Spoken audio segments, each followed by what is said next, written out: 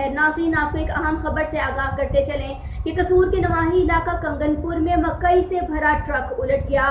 Truck पर 11 मजदूर सवार थे, जिनमें 4 मौका पर ही जाँ बहक हो गए, जबकि ट्रक ड्राइवर शदीद जख्मी हालत में अस्पताल जाकर जख्मों की ताब ना लाते हुए जिंदगी की बाजी हार गया। लाशें घर पहुंचने पर पूरे गांव में सफ़े मातम बिछ गया। रेस्क्यू 1122 ने लाशें घर जबकि जख्मियों को DHQ अस्पताल मुंतकिल कर दिया। इस हवाले से रिपोर्ट देखते हैं कंगनपुर से नुमाइंदा 87 न्यूज़ मलिक राशिद अयूब भुट्टा की।